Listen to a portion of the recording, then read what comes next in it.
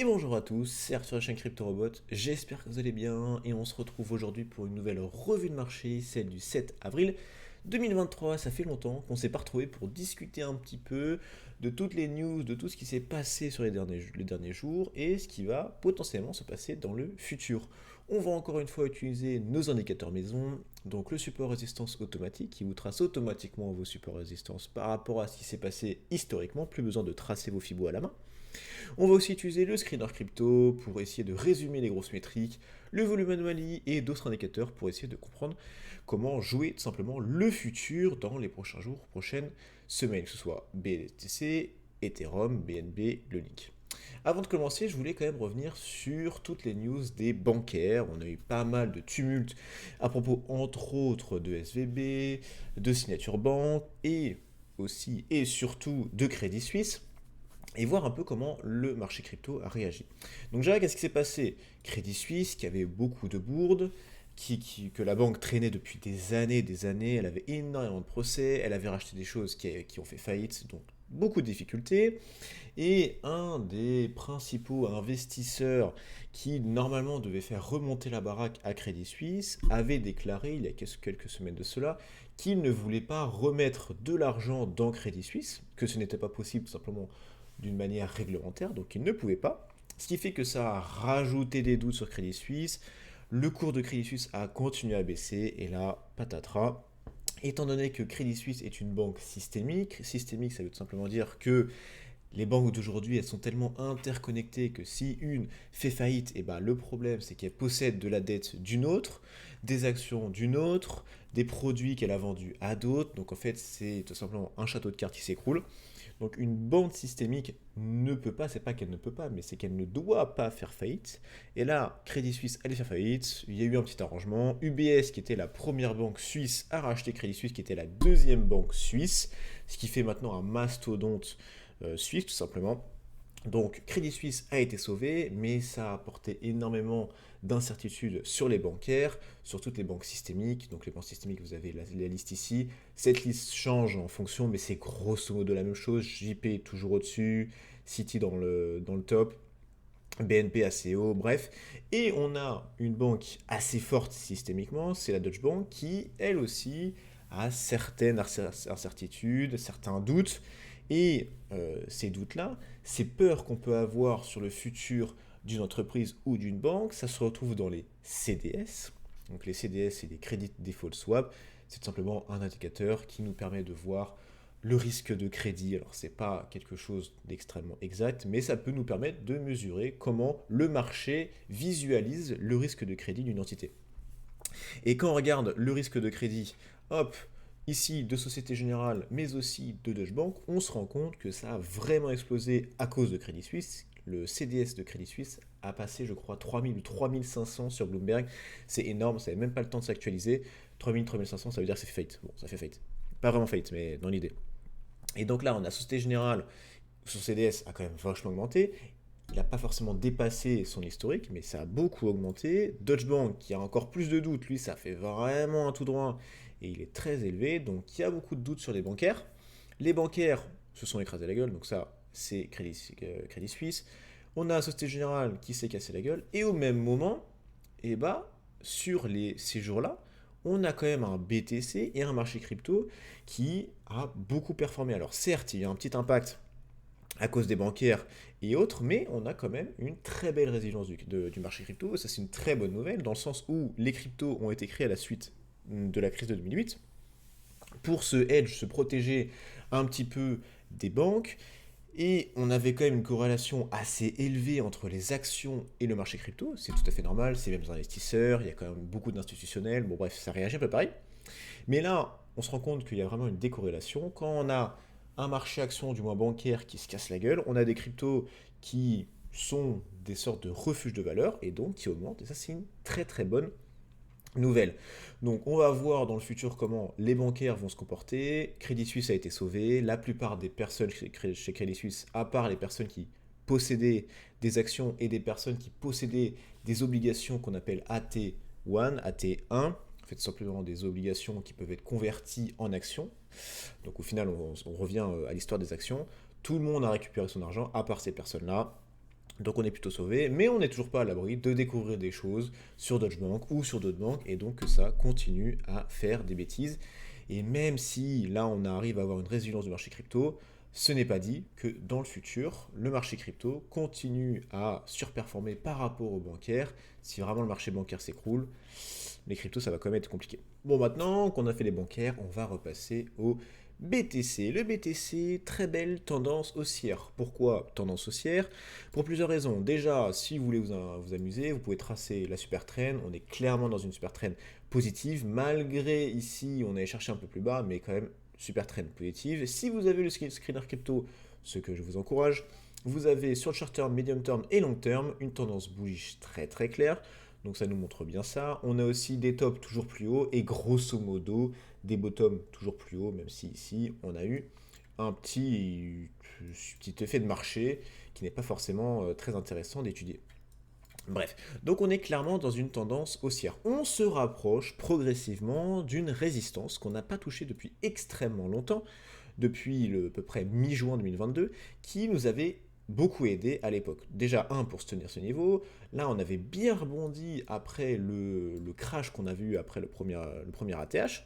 Là, on avait bien tenu. Là aussi, ça avait fait office de rebond. Et on est allé chercher la liquidité à beaucoup de reprises sur cette ligne-là. Donc, c'est vraiment très intéressant.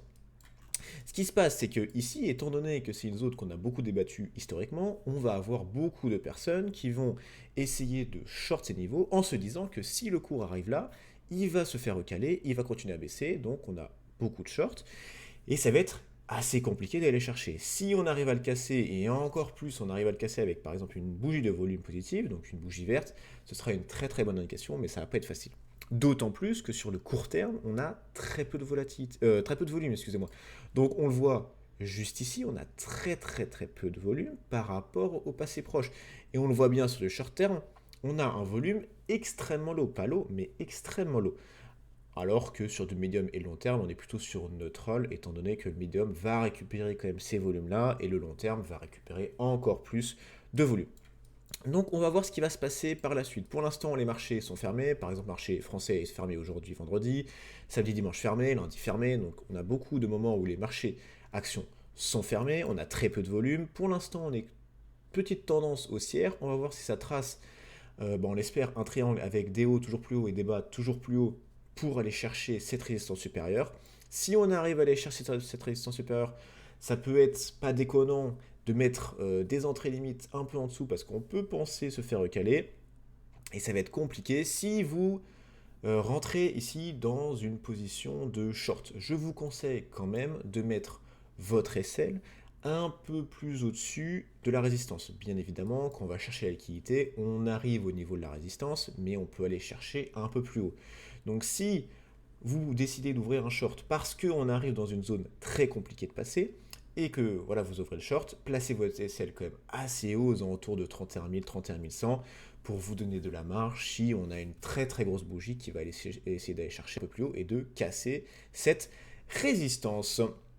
On va passer à la BTC Dominance. Très très bonne nouvelle sur la BTC Dominance, et c'est tout à fait normal, on a bien vu un très très gros rallye du BTC.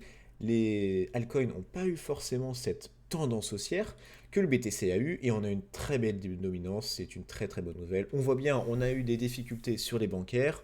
Quel est l'actif refuge? C'est le BTC, c'est pas forcément l'Ethereum, le BNB ou le Link, parce qu'ils ne sont pas forcément très connus du public, que le Bitcoin, lui, si.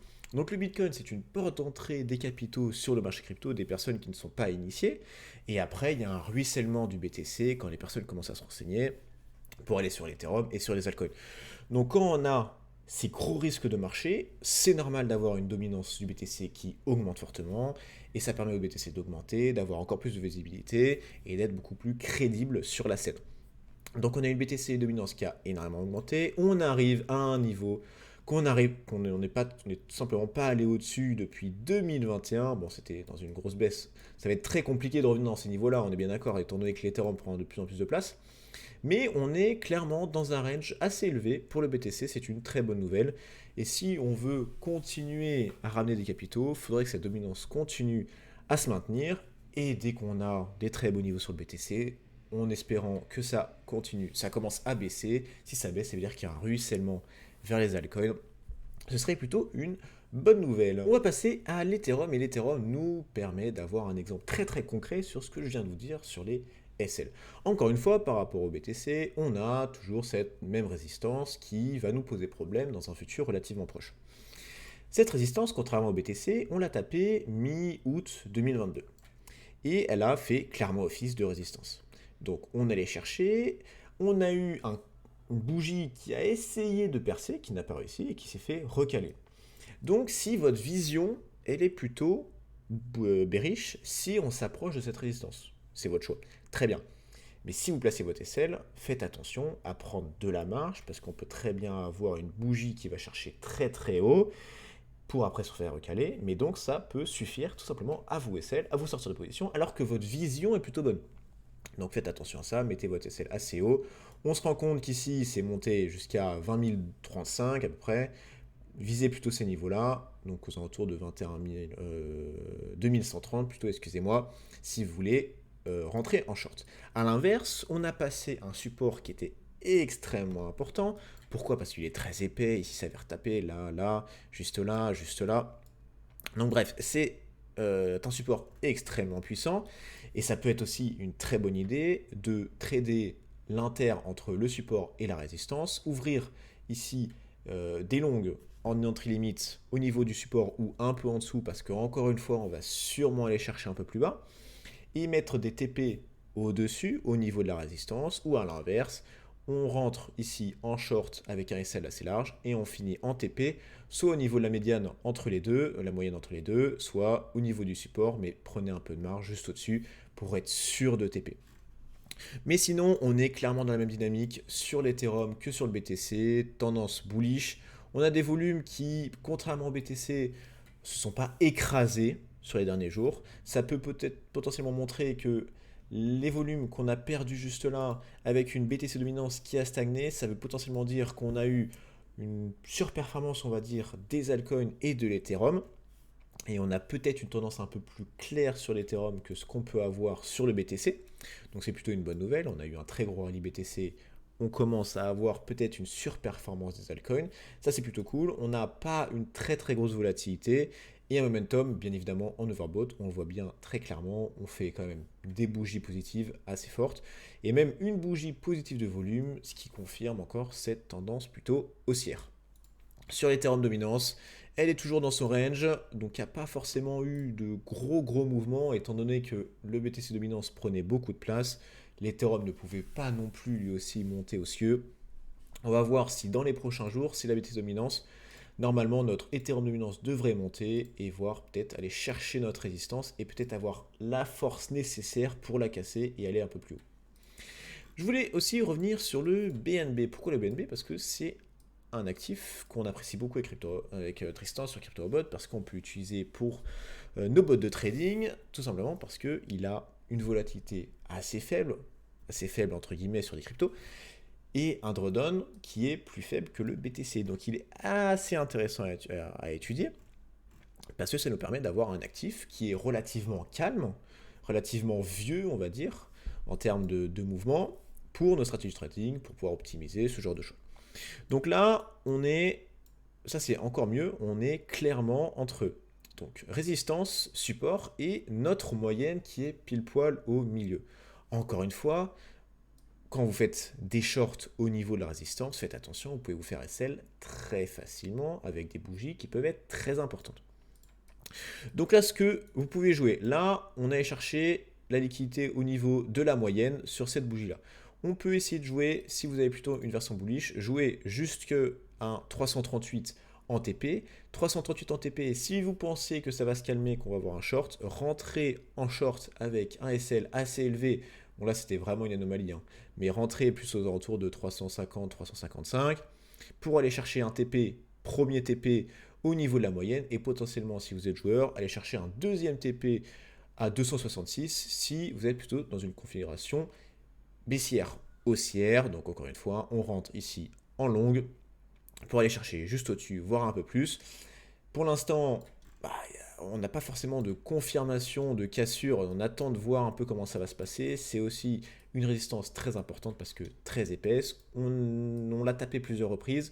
Des fois, on pensait l'avoir cassé, mais sans bougie positive de volume, donc sans confirmation par le volume de la cassure. Donc on est redescendu. Donc faites attention à ça, mais c'est un actif qui est assez intéressant parce que depuis pas mal de temps, e-range, vous avez avec notre indicateur une résistance, un support et une moyenne que vous pouvez utiliser pour essayer de rentrer en position.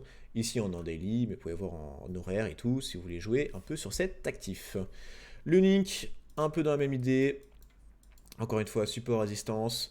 On n'a pas énormément de volume, et on le voit ici, pas beaucoup de volume, pas forcément de confirmation ou non de tendance avec des bougies positives de volume sur le court terme. Donc on va voir ce qui va se passer. Mais là, bon, vu comment il se passe, sûrement aller chercher un peu plus en bas.